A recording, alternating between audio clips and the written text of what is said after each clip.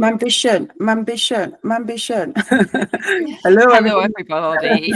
We're going to talk over each other there. It's because you do your crazy little happy, eccentric, I would say, intro. Hello, everybody. Definitely. Because I'm always excited to do this. You know, Mambition, it's a passion project. It's something I love doing. So I feel like every time we're on here, you've got to express the joy.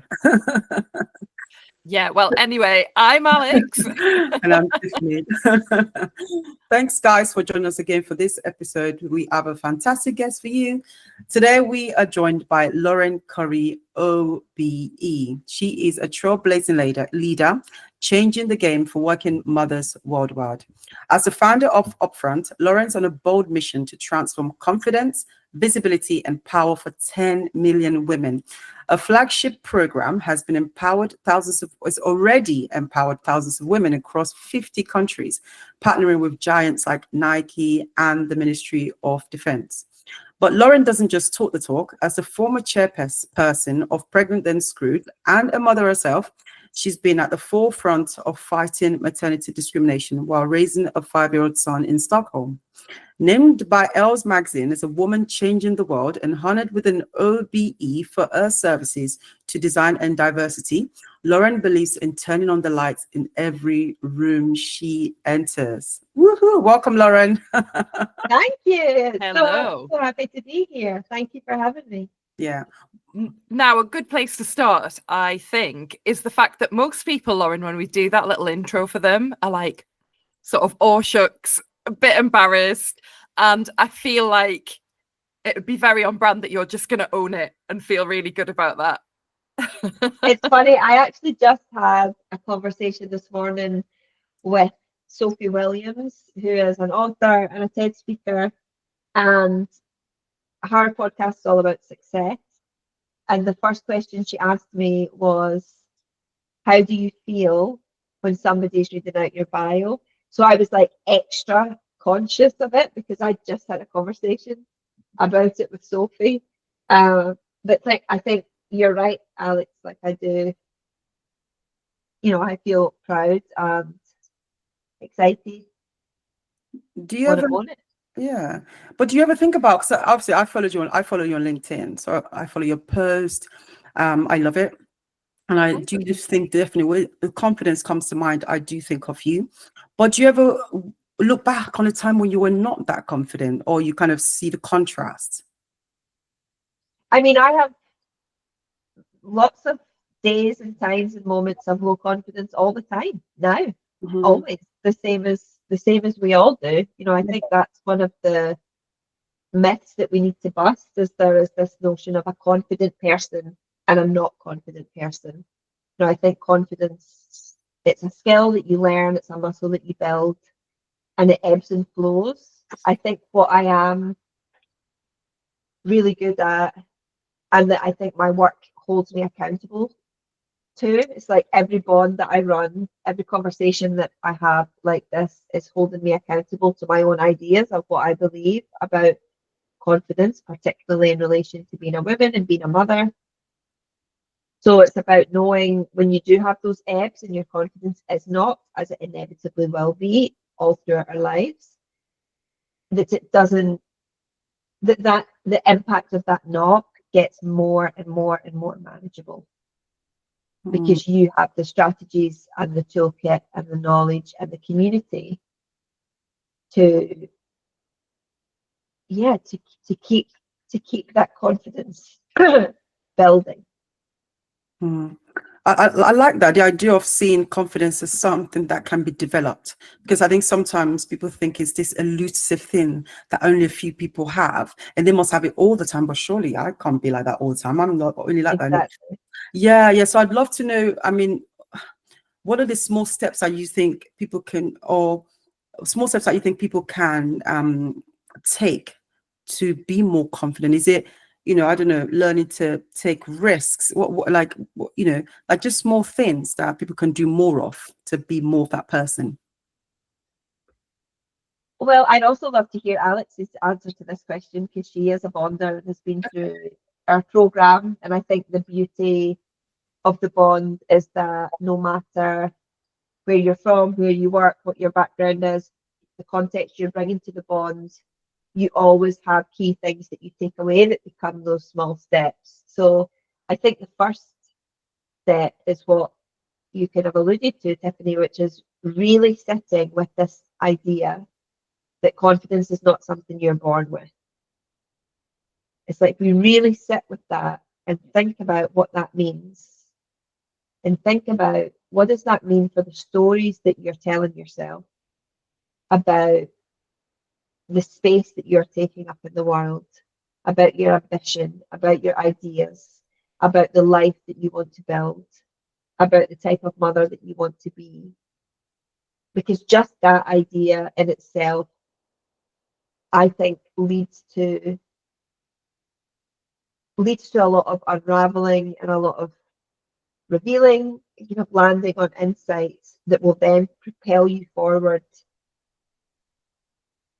in big leaps. And I think the second thing, which is one of our mantras in the bond, is to apologize less.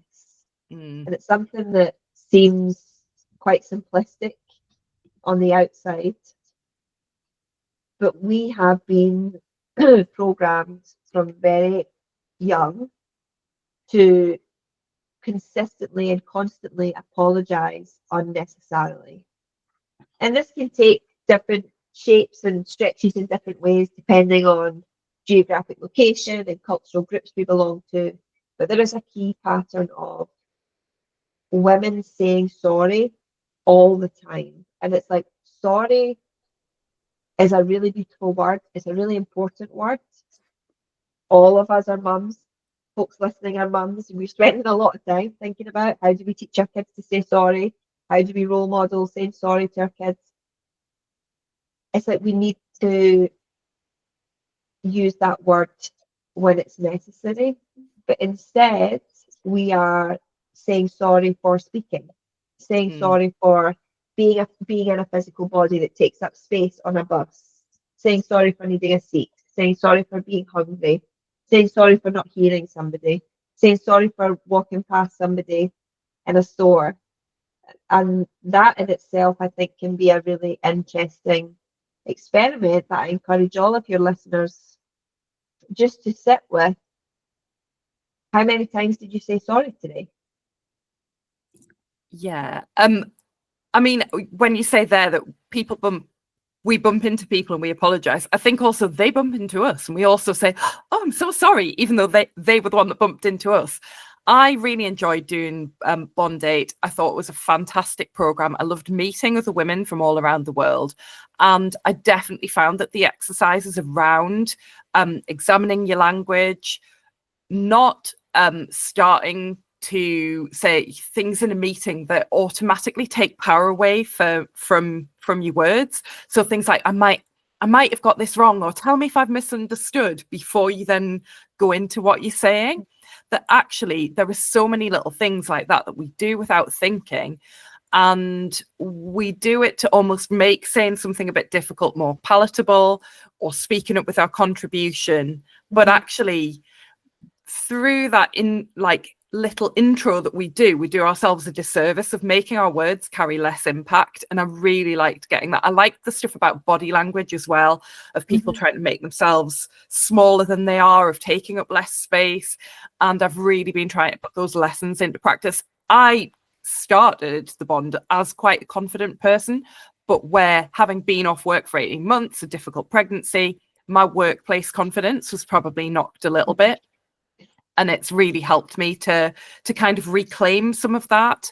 But yes, I'm quite a confident person, but everybody can benefit from doing that work to improve their confidence. And I guess being willing to take up space. And the course, I will let you speak again in a moment, Lauren.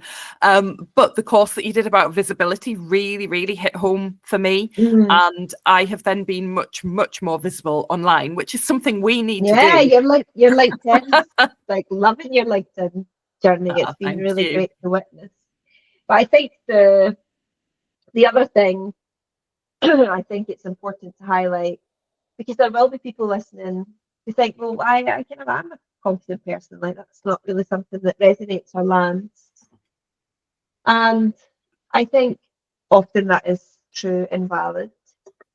And in those cases, then I think it's about what happens when you look at confidence through a lens of community and collective rather than you as your individual self. So it's like if you feel like you're a person with a strong foundation of confidence, what are you doing to give that to other people? What are you doing to make sure that that foundation transfers to your team, to your community, to your family, to your parents? It's like that's also the confidence work to be done. I think it's about the personal development, of course, 100%, but also the systemic change. And I think that's what makes Upfront different, is that we are,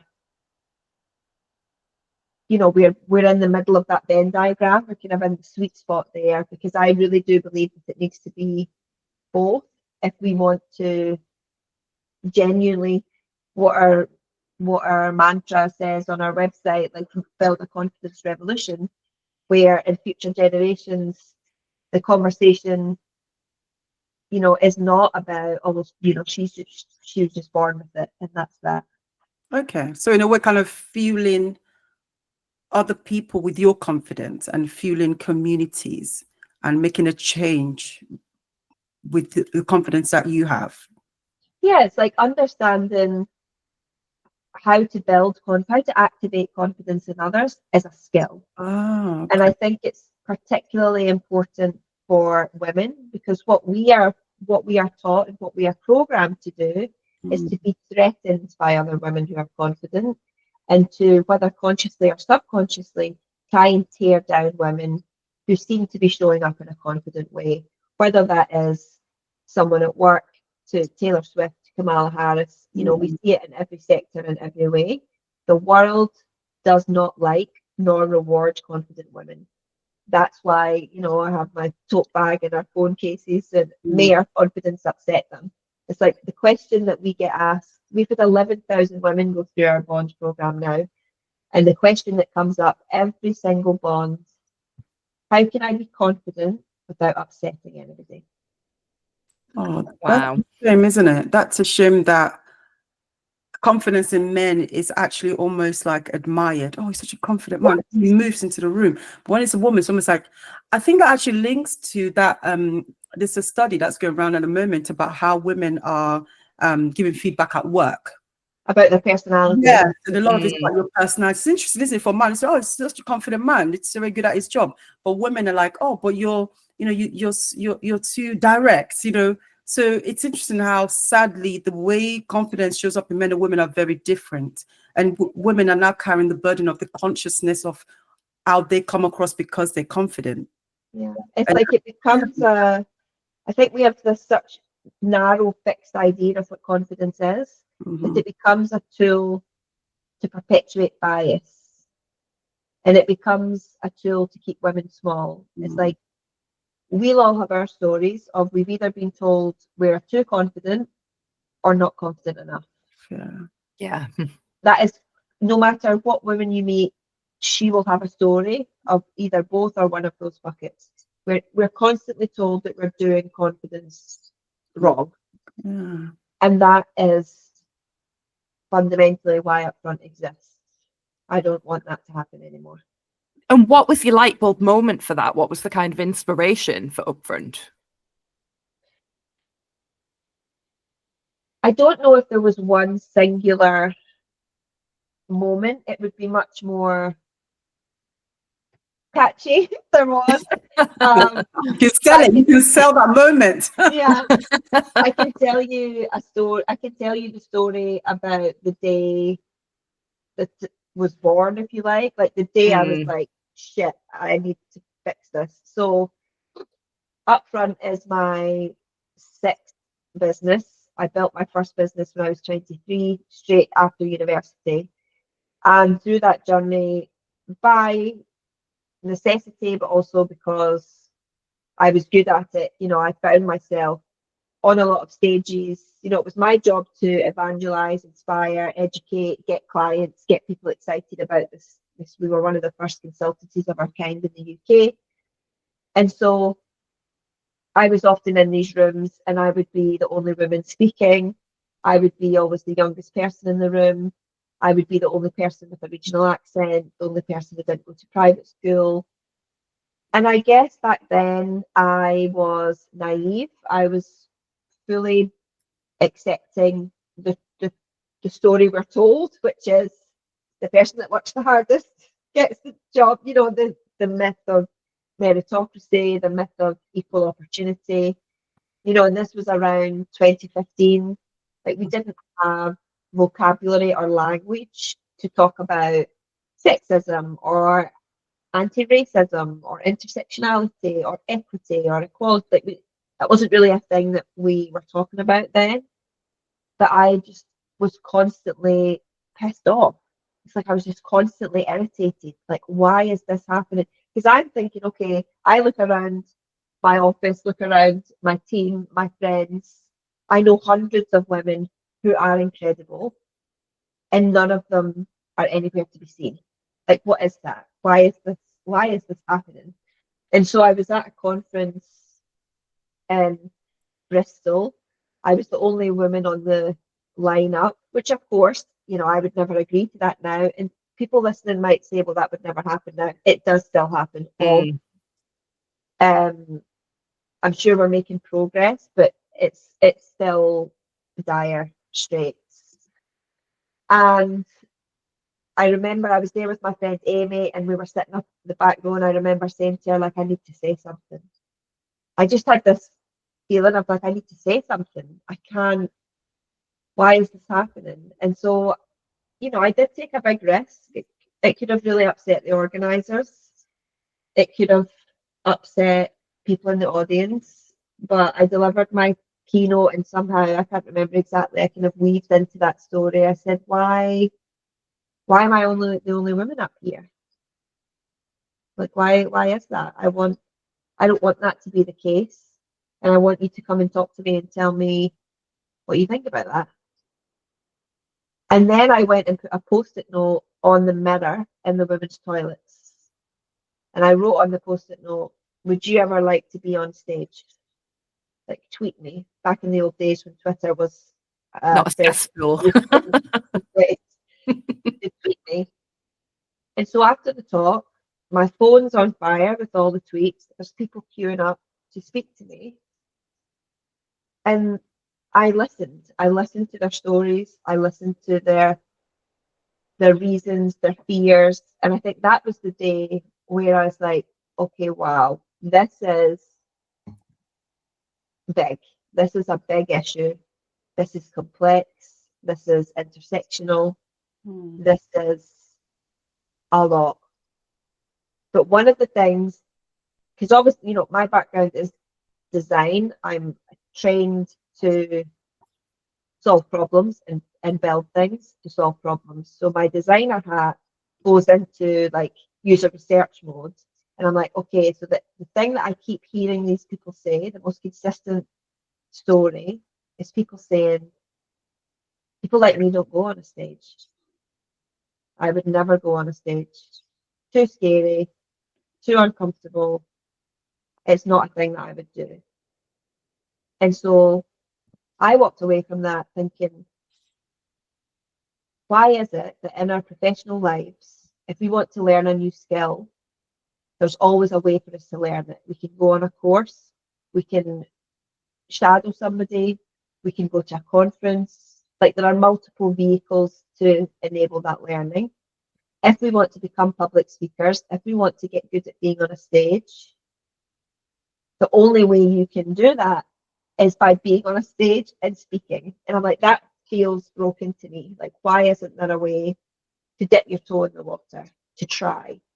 And so that was where UpFront was born. Like, I was sitting in my flat with my partner and our roommate, and I remember we were having the conversation. I said, well, why, I've got a keynote in a couple of weeks, why don't I just get a big sofa, put it on stage, and I'll send an email out beforehand, and I'll say, look, if you've got stage fright, if the thought of this freaks you out, come and sit on the sofa. And you don't need to say anything. You can just be on the sofa on stage with me. I'll look after you. I'll explain to everybody why you're there.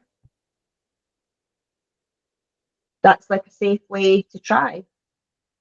And I wrote up front on a post-it note, stuck it on the front of my notebook, took a photograph, put a post on Facebook, and said, I'm going to try this thing.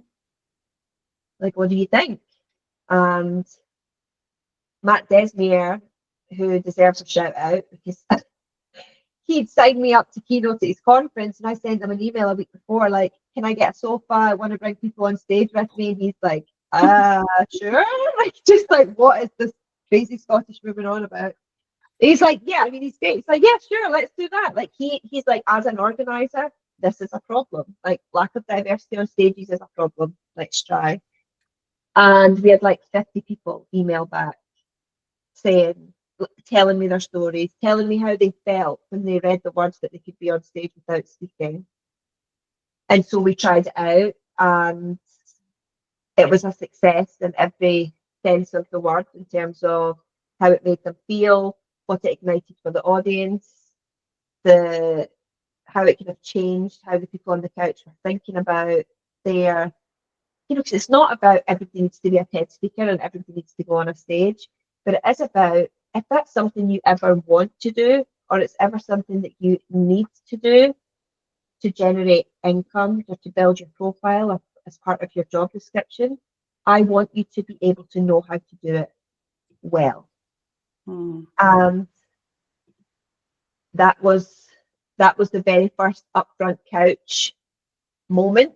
And I had a full-time job. I had another business on the side. I never, for a long time, never thought about it being a business. I remember one point thinking, maybe like Barclays could sponsor the couch. I was trying to think, like, how could this be a thing? My mum made upfront cushion covers, and so we used to post cushions to conferences who were going to have the couch on their stage in different countries. And we would ask the folks who sat on the couch to fill in a survey, and I would have debrief calls with them. And I guess it was through those debrief calls that I really started to understand, like, this is a much broader issue about confidence. And they're all asking me, like, this was so great. Like, what, do you have a book or a podcast or a workshop? And I'm like, no, I don't have any of those things. I'm busy doing my job with my other business. And so when I Googled to find courses and to find learning spaces to send these people, there was just nothing. Like, there was kind of American fake it till you make it business, Gary Vee, Tony Robbins, which does have value, and there's aspects of that are valuable, but like, I'm not going there. I'm not sending Alex, you'd sat on my couch, like, I'm not sending you there. Like, that's not where you want to be. And then the other side is like breath and body, and like learn confidence through dance and movement. Again, super valid. But like, Tiffany, are you rocking up to Royal Academy of Dance and Music? Like, I'm definitely not, because I've been told I'm unteachable. We talked about this another day. I'm unteachable at dancing, so no. Yeah. And so I just saw a huge opportunity. I just saw a huge gap. I was like, wow, there is literally nothing for women. There's nothing that's acknowledging that also this is intersectional. This is different for Black women, for queer women, for women of colour, for mothers. So yeah, that's where it all began. Yeah, you touched on motherhood there, which is interesting, obviously, because I suppose kind of confidence can change as you become a mother. I'm interested to know, from your perspective, how do you think motherhood can be leveraged as a leadership strength? I think motherhood is leadership. Like, I see them as the same thing. Yeah. No, I get. Oh, sorry. Yeah. Go ahead. And how it can be leveraged is interesting to think about, because we are trying to create leverage in a system that hates mothers. Yeah. Thanks for saying that out loud, because it can feel We spoke to Anne Welsh, Dr. Anne Welsh, and she was talking about how she'd been researching how transitions is an opportunity for growth. And she was very specific about how motherhood can be a time that women actually can level up, even though it feels as if it's a time when you're discriminated against. It's a time when you can't find flexible work. So I'd love to know from how you've, obviously, I know you have a 5-year-old son, how, if you can kind of look back on your experience, how being a mom has actually empowered you to not do more, but be more effective, or be more kind of better at your business, or maybe less, but do more important things. Yeah, I think motherhood for many women can be a moment of radicalization. And I think often that is directly linked to privilege, of course. Okay. But it can be the first moment in a woman's life where she feels invisible, where she feels ignored, where she feels she's in a space that was not designed with her needs in mind, where she feels her voice is worthless, where her skills and talents are worthless, where she's being judged for being a mother rather than being judged for her character. And as much as that is devastating and has such a deep negative impact on our economy and our society, I think it also can be a moment that feels energy, activism with a small a, hopefulness, determination. I think so much of mothering feels radical. And I think that's the bit that I'm interested in. It's like when you see two women CEO job sharing a large institution, I'm like, fuck yes. Like, what is that? What is that? What is going to be the ripple effect of that in 10 years? Like, yeah, because that's changing the system as well as changing things for themselves, isn't it? It's being visible as doing things differently and showing how it can work. Yeah. And also in our parenting, it's like how we raise boys to be good men, how we raise feminist boys, how we raise girls to be very aware of the stories that they're being told.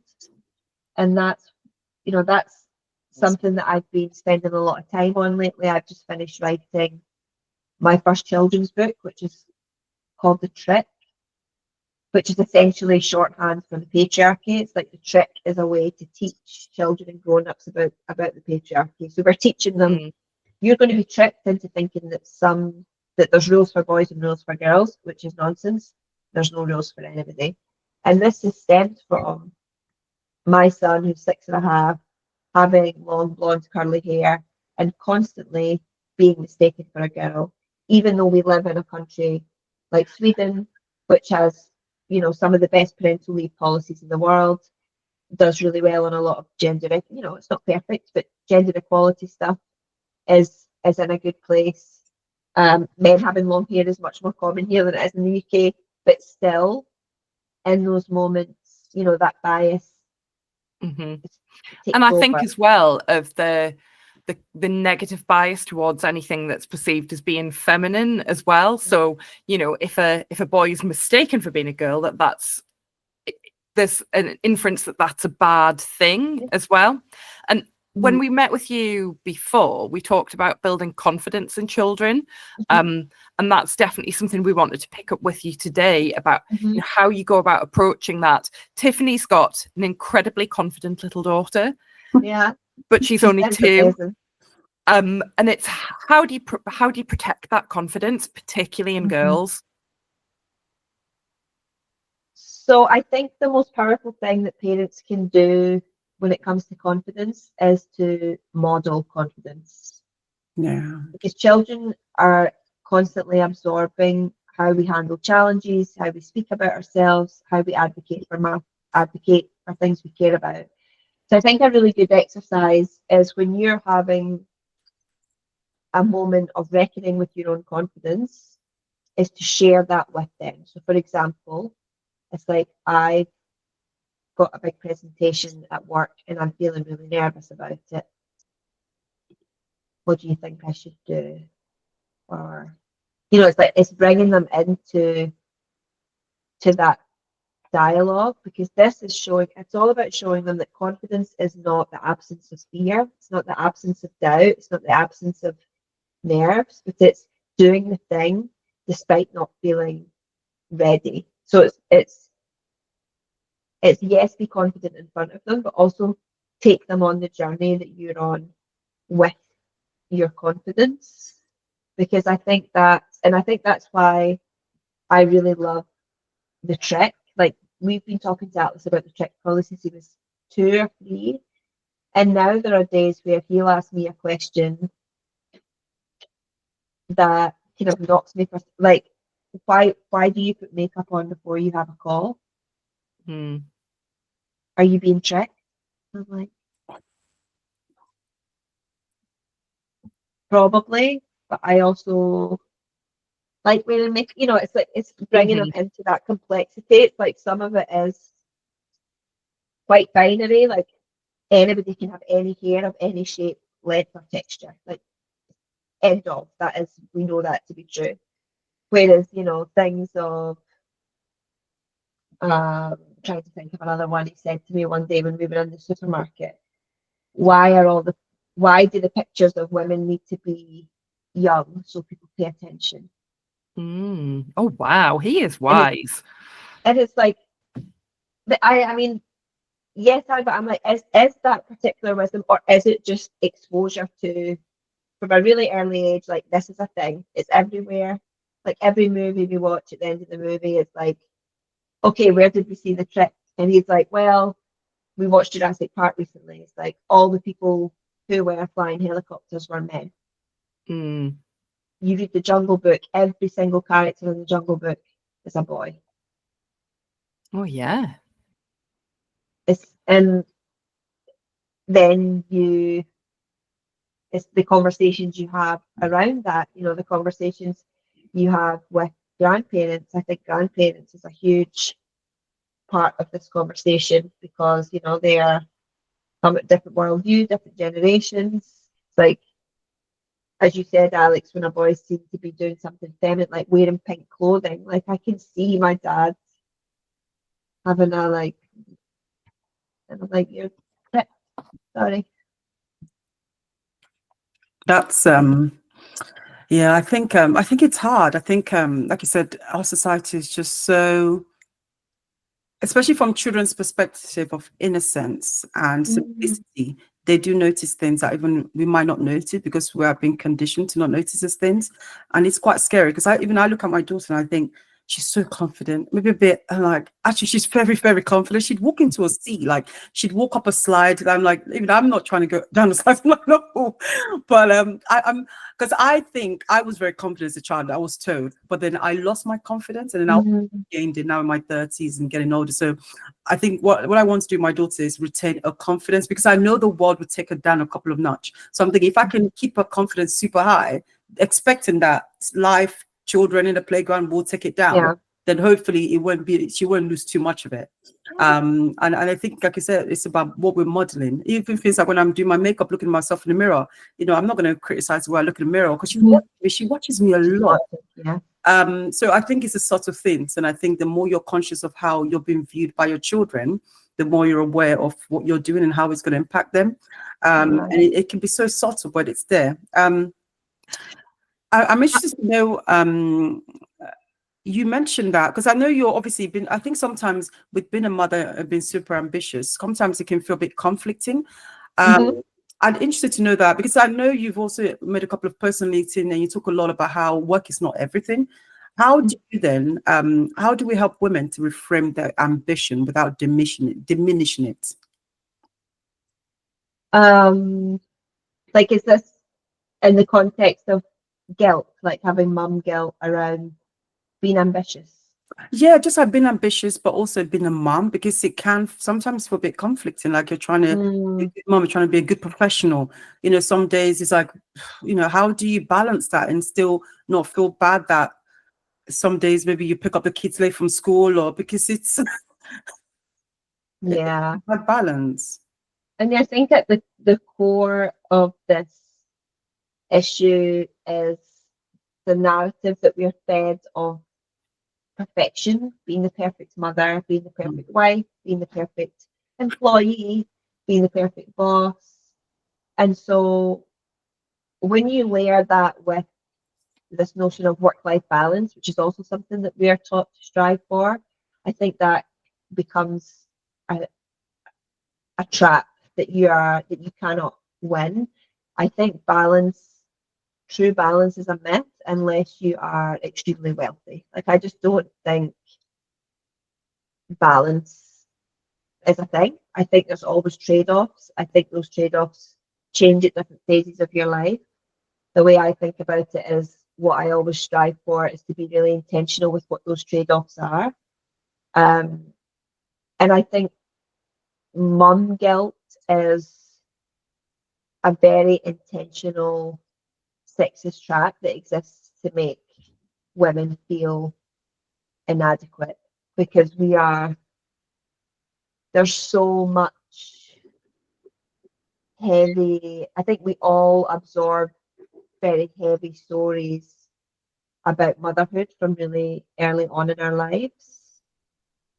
And we've seen it play out with Kamala Harris's recent run for election, seen it play out with other people like Nicola Sturgeon, where the story is, if you don't have children, there's something wrong with you. You know, if you don't have children, you can't be trusted. And this idea that our usefulness to society is to be a mother. And that is harmful and outdated. But we are just at the very, very, very start, I think, of seeing that and recognizing that. And I know that none of what we're talking about is new in any way. Like, it's been around for decades. And there's many, many people, you know, much well versed in this than I, who are doing PhDs and writing books and doing the research around this. But even then, it's like I still feel like the mainstream conversation is still just scratching the surface. Like, we have so far to go, because the stories that we read, the work that we see from organisations like Pregnant Then Screwed, you know, women are losing their jobs for being pregnant. Women are aborting pregnancies because childcare is so expensive. It's like the infrastructure is failing women colossally. And then you marry that with our inherent desire to be productive and creative and have impact and have ideas and passions and build things and create things. And there's no role models. It's like we didn't grow up with seeing the mothers around us. Well, I didn't grow up seeing the mothers around me being ambitious, striving to build wealth, creating impact. Like, that's not a thing and that's not a thing I see now either. It still feels unusual. And I think that's the bit that needs to shift. It needs to be normal. It needs to be boring. Like, this needs to be like, why would we talk about this? It's so boring and ordinary. Yeah, That's we the almost need to make ourselves reflexive. redundant, don't we? We need to have the conversation so we don't have to keep having the conversation. Yeah.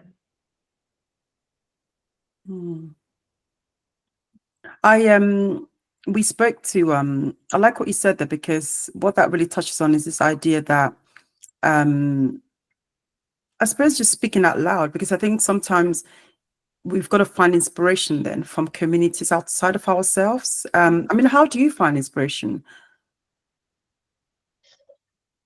Oh, I don't know. I think my Yeah. answer would change depending on the day of the week or what I'm working on, or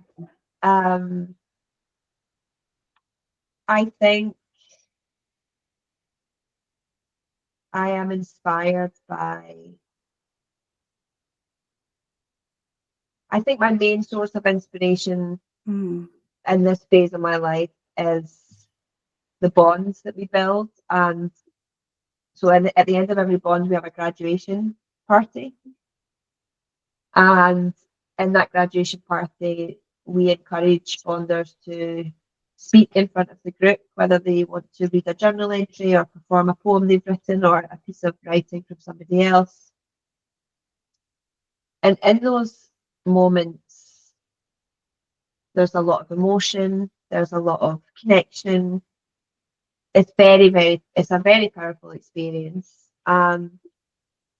What's interesting, what's inspiring, the bit that always just fills me up so much is no matter, I mean, we've probably done like 25 of these now, and women all over the world, all different types of backgrounds, sectors. And it's easy when you're in that room to think, well, there's just something really special about this group, something really special about the women here. Now, that is true, but what's also true is the same thing happens every single time. Because I'm like, this is what happens when women come together in a space and feel comfortable and brave to be bold. This is what happens. And I think if we can scale that, think of the policies, the businesses, the art, the incredible things that would exist in the world that would make life better for all of us and all of our children, if those women executed on those ideas rather than sitting on them because they think somebody's going to call them a show-off. You talked a little bit when we met before about tall poppy syndrome, and that you've actually had a tattoo, haven't you, of a tall poppy? Actually, I've got a full neck on. I was like, what? Get your tats out. Yeah, just got your thoughts on that. Just because, you know, when you're talking about people being worried that people might try and chop them down, that's a real fear as well, isn't it? You know, it's very real, and they will.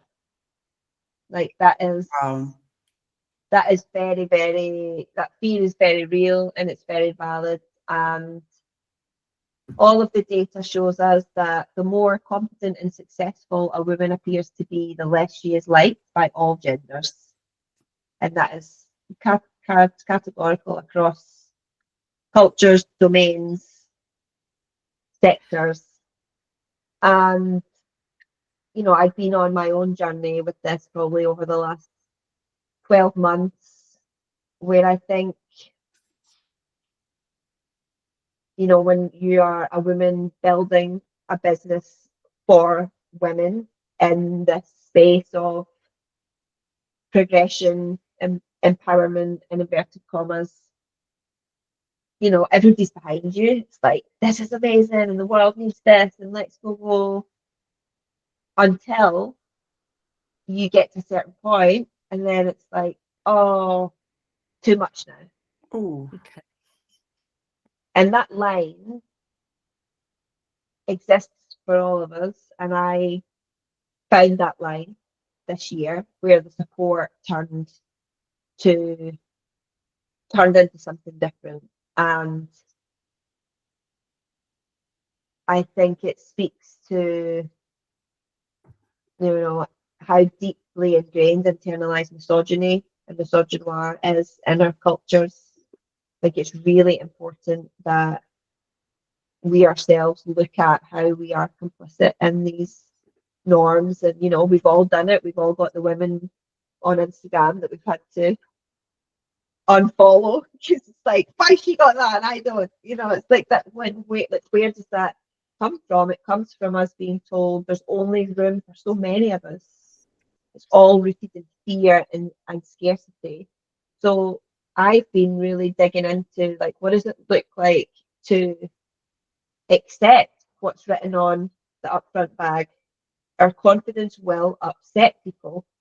What does it look like to accept this is a natural and inevitable cost of leadership, that you will be disliked, that you will be discredited, that you will be critiqued. And as much as that is a tragedy, I think it's also an opportunity. It's an opportunity, you know, and I don't have the answers. I'm not sitting here saying I've figured it out in any way, but what I do know is I've spent my whole life trying to, you know, do the things and achieve the things and have the success, but also be liked and be nice and be kind. And also I've held a lot of things back for fear of that negativity. I think particularly at school and university.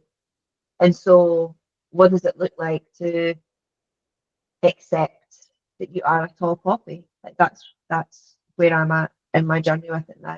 It's like I am a tall poppy, and that means people will try and cut me down.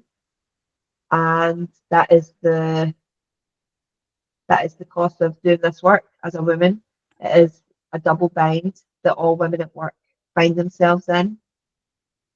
And we need to talk about it. You know, we need to know that it's not about me or you or any one of us.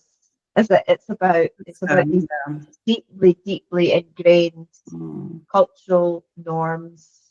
You know, 90% of the whole population have a negativity bias towards women. Like that's terrifying, isn't it? Is wild. That is scary. And you know what? It's what comes to mind for me is new levels, new devils. And it's almost as if as you become more successful in your career as a woman, it's almost as if you have to start building strategies in yourself to be ready to be attacked. That's what it sounds like. And you then have to, I imagine for you, then turn that cheerleading and that validation inwards. Because it will come a time where you may, for example, I don't know, maybe you'll post something on LinkedIn about you doing well and nobody will say anything. So how then in that moment do you, as someone who's clearly doing well, then learn to celebrate yourself, right? Yeah, totally. And I think it's about treating, it's like the cheerleading and the critique washes off the same way. Yes. That'll be something that chimes with you, Tiffany. Yes.